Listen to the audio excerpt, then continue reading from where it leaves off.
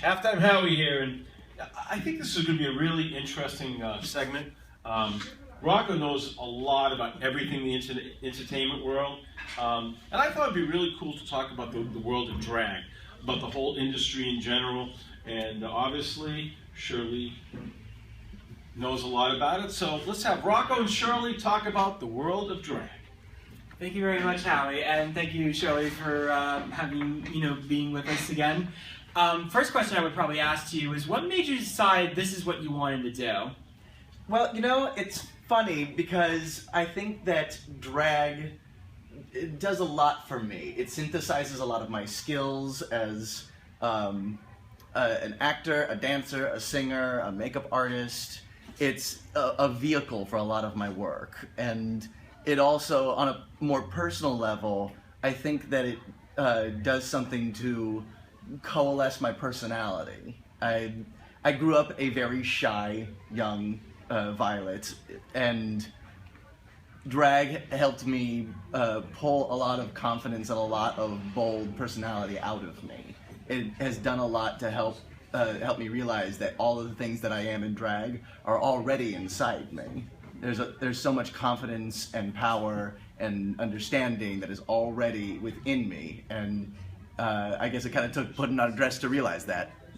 What do you think is like the biggest misperception people have about drag queens, and why is it a wrong perception to have? It's funny because I was just talking with someone the other day. The biggest misconception I think that comes around is that somebody who does drag wants to be a woman. It's funny. People will ask, like, when are you transitioning? I'm like, never. There's the misconception that people forget, or the main core concept is that drag is art. It is performance art. Now, there are people in this world who have done drag and who have realized that they are women. People like Candice Kane, at least a couple people on Drag Race are in transition, but the thing is that drag is about the performance of gender and the liberation of the queer community. It's not about wanting to be a woman. It's about embodying gender in different ways that help bring a new understanding of it. Speaking of Drag Race, of course he's talking about his RuPaul's Drag Race, very popular show that's on Logo. Talk to everybody who may not be as familiar with it. You think like it's good or bad for the drag scene as a whole? And if it's good, what makes you think that people should tune in and what they can get out of it for somebody who's not familiar so much with the drag world? I think that, well, first of all, Drag Race is basically a competition of drag queens across the globe. It's about bringing different types of drag together and putting them together and making them work for different goals and different projects.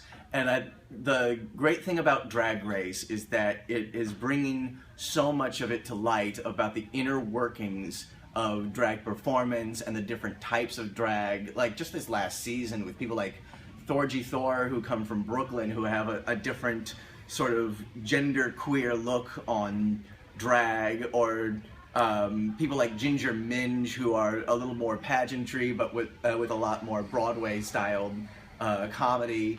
It's bringing the gay community and the drag community to the forefront. And I think it's really important that Drag Race is seen, but to see a different side of the queer community that people do not see, that has previously not been talked about very often. Drag has always been a very underground performance art, and it's only in the last 10 years, especially with the advent of Drag Race, that it is being seen and seen on a commercial level. So I think that it is really important because it lets us see more of the queer community. In light of all the progress that's made in the LGBTQ community in the last few years, particularly with gay marriage, where do you see drag going in the future in light of how the LGBTQ community has really managed to make a lot of progress in the last couple of years?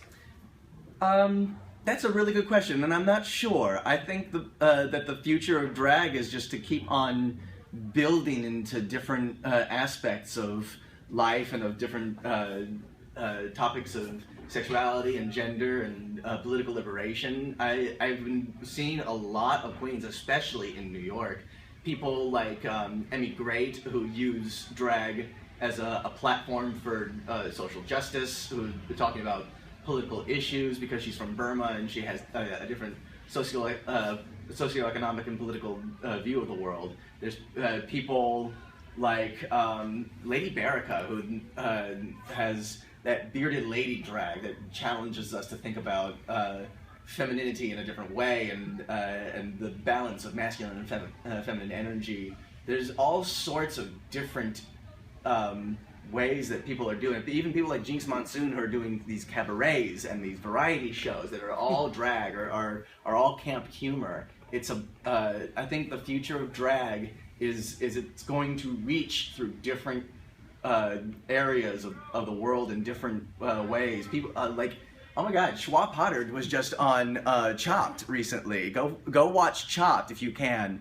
Schwa de Vive is a queen from Harlem, and she just won the competition on TV. She's on a popular network with a very well-watched show, and she's doing drag. Like, I think drag is just going to keep on reaching out into different areas of the world. Excellent. Final question. You touched on the fact that New York is a particularly big part of the drag scene. Tell everybody why it's important for them to go see something drag-related in New York. Like, what will make it worth their while? I think there's no other drag like New York drag. There's different types of queens all over this country, and they all have their own different gimmicks and their ways of performing. But New York drag is so all or nothing, and they just, it's all creativity, it's all spawning some big idea that somebody has, and you never know what you're gonna watch. And I love that about the New York drag scene. So please, find a drag bar somewhere out in New York and go see a queen do a death drop. Like, that's just the long and the short of it. Quickly, where they can catch you?